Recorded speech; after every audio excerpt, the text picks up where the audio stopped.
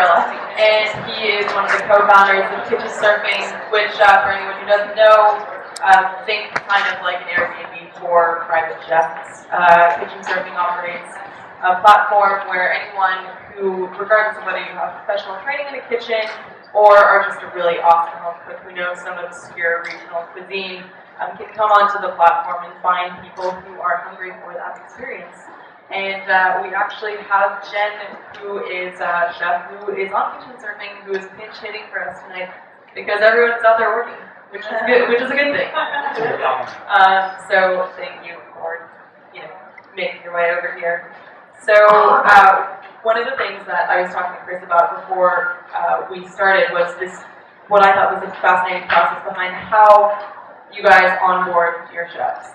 And I found out there was this whole underworld of like a Top Chef competition that happens behind the scenes before you can even become a chef. And I was wondering if you could tell us a little bit about what that process is like.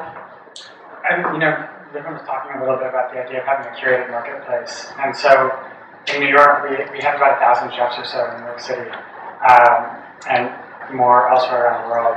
And when we first started, we didn't exactly know what we were getting into. And so we wanted to make sure that people were going to have a good experience. And so we started by kind of like handpicking the chefs that we thought would do a really good job. And part of it is also when you start like a new marketplace and a new community, you're kind of like begging people to sign up for it and hoping that it works well and that it does something good for them. And then as you get a little bit bigger, you get a little bit more momentum, people are like, oh yeah, I see the value and they sign up for it. And so we didn't actually have to worry about like the vetting process that much in the beginning because it was literally just come see us and like we'll work it out. And now we still do this test kitchen process every week in every city where we operate. So we're in New York and Boston and Berlin and Chicago now. And it's partly for chefs to get a sense of community. I mean, Jen can speak to this a little bit more than I can, but when you work in a professional kitchen, like, you have a real sense of bond with other people in the kitchen. And so if you step outside that professional kitchen, then you're kind of missing that a little bit. And we want chefs to feel like we're creating that space for them with Kitchen Surfing. And then the other thing there is like a vetting process where it's like, do you actually do what you say that you do? And that goes to, where you find people. Especially what I was wondering is where you find people who might not even know that they have skills that are applicable to kitchen surfing. Like, my grandmother is an amazing cook. She makes some of the best Korean food I've ever had. She doesn't know a computer. So she would never know to find kitchen surfing as a platform, for secondary income or, just a way to exercise that particular skill. So, for people like that, how do you go out and find them? Or do they find you? It's a little bit of both. I mean, we've tried a bunch of things. We've done flyering, we've used kind of like some techniques from like grassroots political organizing. We've tried a bunch of different things. And Craigslist also works. And all of those things sort of work a little bit, but then it's also just people having a good experience and realizing that, oh, this actually works, like I can make some income, I can do this, and then telling other people in the community. And so for us, it's really more about just like, what's the right seed to plant in which community to try to get that to happen, rather than going out and trying to like boil an ocean of like hitting all these sub communities. And the places where like we do get picked up from those, like the New York Times obviously writes about us, like we get a bunch of people like your grandmother who are like, I can do that, which is great. Now, Jen, how did you first find out about kitchen surfing?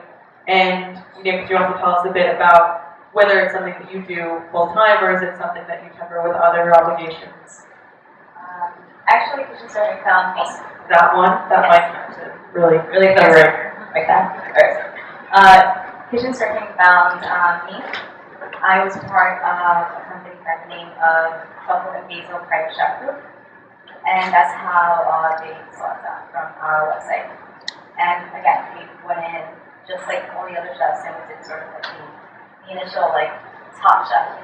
Oh yeah, no. Please tell us about that. She should tell you what they made. It's pretty incredible. Well, it was quite a year ago. Actually, we came in and they asked us to produce a recipe for our profile. So we went in and I decided to do a brick oven chicken with a grilled, louder? Yeah, okay. It was a brick oven chicken. Yeah, it was a brick oven chicken. It was an adobo marinated chicken, and it was grilled over some bricks with some grilled corn and tortilla cheese with aioli. And we did a blood orange sauce on top. Yeah, that's the one. And we also did like a small like tropical trifle, right? We did a sorbet, the blood orange sorbet, with like a pound cake that we made. Everyone's having. I'm sorry, who eats this? I Chris? told you should come visit. Our little test to see if we were actually able to produce what we say that we're able to. And it was tons of fun. We went in and had an opportunity to meet Chris and everyone on staff, read our profile, and from there we had a lot of people actually contact us just because of the images, they actually took pictures of us working and producing this dish that we did. So every chef is allowed to have their own profile in which they're able to actually build in their own menus, their own price per hour that they charge. And it's a great opportunity for chefs, whether they're just aspiring chefs who are just wanting another opportunity that's not necessarily like on the line and want an ability to be able to cook. For me, it works really well. I'm not on kitchen serving full time, but it's perfect for me because I'm currently back at the Culinary Institute of America. So I'm studying. I went back to finish my degree after I took with my company Truffle in Basel.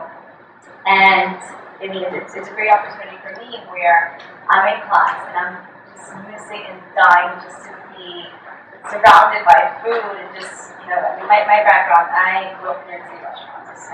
I started when I was 17, I'm 27 now, and after that I went into private chefing. So this platform for kitchen surfing, it just gives an opportunity for individuals like me who want the ability to be able to be cooking in kitchens and may necessarily not be able to be in a contract as a personal chef or be able to push in 60, 80 hours in a professional kitchen, but I'm able to go online and see all these wonderful opportunities where you see like clients just back to back just reaching out to you and telling you, I want this menu, I want you, like this is like my 50th wedding anniversary or like my gift for my wife, and it's like I saw your menu and it's like this is what I want.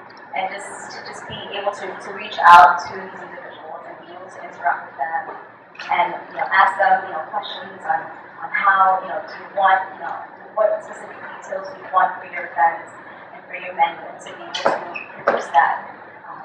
I love it. It's really fun. And then they pay you up front. Yeah, which is financial bonus. Chris, of the markets that you guys operate in right now, was New York the first? New York was the first one, yeah. So what I'm curious about is New York's clearly no shortage of wonderful restaurants, places where you actually go and have a dine-in experience.